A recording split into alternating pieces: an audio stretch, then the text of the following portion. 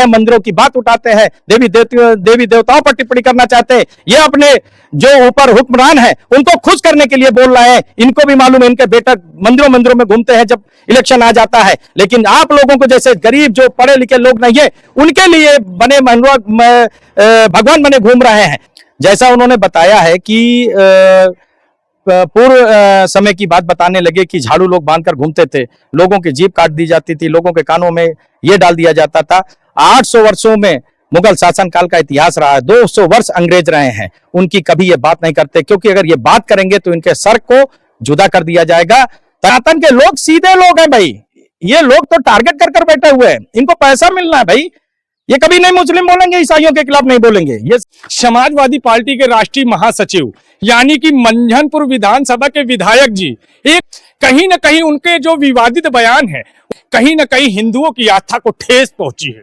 एकदम सनातन धर्म की अगर बात किया जाए तो सनातन धर्म के लोग भी अब इंद्रजीत सरोज को बोलना चालू कर दिए हैं। इस मामले में इंद्रजीत सरोज जी का, मैं आज कौशाम्बी आया, मैं फतेहपुर का रहने वाला हूँ। इंद्रजीत सरोज जी का जब मैंने बयान आज देखा तो मुझे बड़ी पीड़ा हुई। इंद्रजीत सरोज जी का अगर इतिहास उठाकर देखा जाए तो सबसे बड़े बेईमान इंद्रजीत सरोज जी हैं समाज के लिए।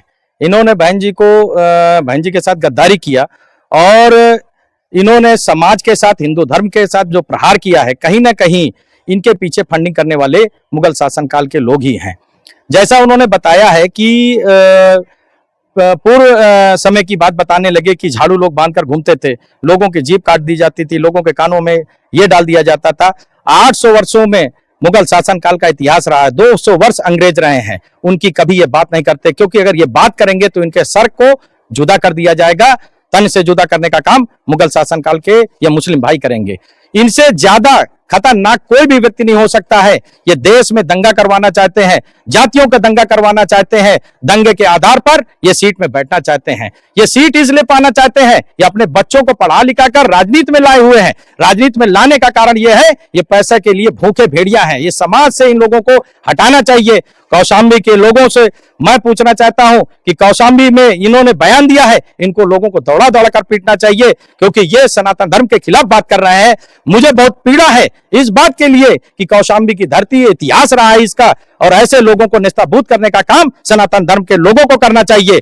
कंधे से कंधे मिलाकर इनको यहां से हटाएं और इसको देश से बाहर करना चाहिए, बांग्लादेश भेज देना चाहिए। जहां बांग्लादेश में, जहां पर हिंदुओं के साथ अत्याचार है, जहां पर सभी समाज के लोग रहते हैं, उनकी बात ये कभी नहीं करता है। ये कभी केरल की बात नहीं करेंगे। ये कभी पाकिस्तान में 28% लोग वहां पर गए थे, आज की डेट में 2% लोग बचे हुए हैं।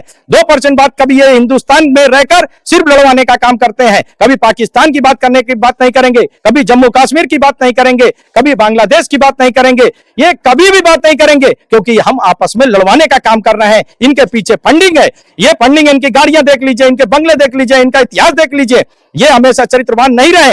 ये बहन जी को धोखा देने वाला व्यक्ति है, ये समाज को धोखा देने वाला व्यक्ति है, ये हिंदुत्व को धोखा देने वाला व्यक्ति है। कि हड़िया बांध के चलते थे, झाड़ू, ये सब फर्जी है। इनसे पूछे ना कि तुम्हारे परबाबा क्या हड़िया बांध के घूमते थे? ये कभी घूम रहे हैं क्या? ये झाड़ू बांध के घूम रहे हैं क्या? पीछे इनके लग्जरीज गाड़ियां हैं, इनके पास टवेरा है, इनके पास फॉर्च्यूनर है, इनके पास करोड़ों के बंगले खड़े हुए हैं। ये सिर्फ भाषणबाजी तक सीमित है। ये कभी गरीबों को इन्होंने कभी मदद किया? किसी एक गरीब कन्या के विवाह इन्होंने किया है? कभी इन्होंने कभी किसी समाज में समानता का काम करने का काम किया? बाबा साहब ने तो समानता की बात रखी थी। बाबा साहब ने हमेशा समानता की बात इसलिए की कि हिंदू समाज एक रहे। इन्होंने हिंदू समाज को बांटने का काम किया है। ये बाबा जी का प्रेरणा स्रोत कभी ये बन ही नहीं सकते हैं। ये बाबा जी के विरोधी है। तो अरे इस्लाम के खिलाफ बोलकर तो देखे, उनकी कमियां कभी नहीं बताएंगे। वो भी तो कहीं ना कहीं हमारे हिंदू से मुस्लिम समाज में कन्वर्टेड हुए हैं। क्यों कन्वर्ट हुए हैं? कभी इनका सर जो है अलग हो जाएगा भाई, इनका पैसा रुपया सब चला जाएगा। इनका बेटा कहां रहेगा? बोलकर तो देखें, अगर हिम्मत है तो बोलकर देखें। चैलेंज है, मैं आ जाए सामने, मेरे सामने बोलकर बताएं।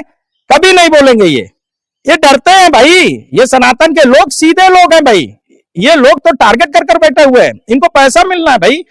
ये कभी नहीं मुस्लिम बोलेंगे, ईसाइयों के खिलाफ नहीं बोलेंगे। ये सिर्फ सनातन को ही टारगेट करेंगे और उन्हीं में कमियां ढूंढेंगे, क्योंकि हमारे अंदर कमियां हैं। कमियां ये है कि मंदिरों में ताकत नहीं थी। मंदिरों में ताकत थी। जैसे गद्दार लोग मंदिरों में ताकत थी, मंदिरों में ताकत ना होती तो आज देश, ये भारत देश ना होता। इन्हीं लोगों की गद्दारी की वजह से भारत के टुकड़े हुए, बांग्लादेश बने, पाकिस्तान बने, क्योंकि इन्होंने ही भड़का कर लोगों से कहा कि चलिए पाकिस्तान चलते हैं, वहां पर हम लोग रहेंगे साथ में। और जब बहन बेटियों के साथ अत्याचार होना शुरू किया तो इन्हीं के लोगों ने वहां पर मुद्दा नहीं उठाया और वहां से आज 2% लोग बचे हुए हैं। अगर ताकत होती तो भारतवर्ष में ये अत्याचार होता, पाकिस्तान में क्यों अत्याचार हो रहा है? उनका कहना है कि अगर मंदिरों में ताकत होती तो मुगल कैसे आते, वो ऐसे कैसे?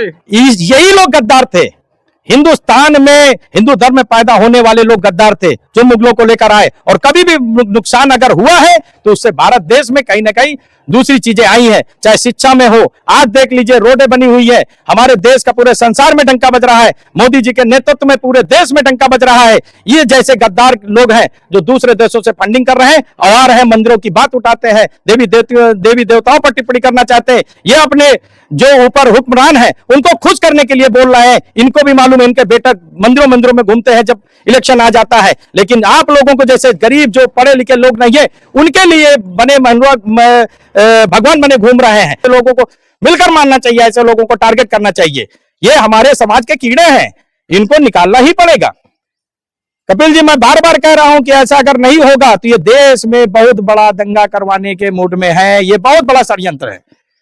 मैं माननीय मोदी जी से भी निवेदन करना चाहता हूं कि ऐसे लोगों पर खिलाफ सख्त से सख्त कार्रवाई होना चाहिए। जब समानता चीज आ चुकी है, मैं किसी होटल में जाता हूं जात नहीं पूछता हूं, मैं हॉस्टल में रहता था कभी मैंने जात नहीं पूछी, मैं बस में सवारी बैठता हूं तो कभी मैंने जात नहीं पूछी, मैं किसी होटल में खाना खाता हूं तो किसके जूठे बर्तन है मैंने कभी नहीं पूछा, ना कभी कोई पूछता है। इनसे पूछे, कभी ये पूछते हैं? कभी नहीं पूछते होंगे। कभी मैं जाता हूं काम के लिए, कोई जात नहीं पूछता है। हर काम इस तरीके से हो रहा है। ये जहर घोलने का काम कर रहे हैं, इनके पीछे विदेशी ताकतें लगी हुई हैं, वामपंथी लोग इनके साथ लगे हुए हैं। ये इसलिए विवाद करवाना चाहते हैं कि देश में सुख समृद्धि इस समय खुशहाली है, ये इसलिए टारगेट कर रहे हैं। बड़े भाई अनुज दीक्षित जी मौजूद थे जिन्होंने बड़ी बेबाकी से अपनी राय रखी। आप भी अपनी राय जरूर दें कमेंट्स के माध्यम से। वीडियो पसंद आई हो तो चैनल को सब्सक्राइब करें। जय हिंद, जय भारत, भारत माता की जय।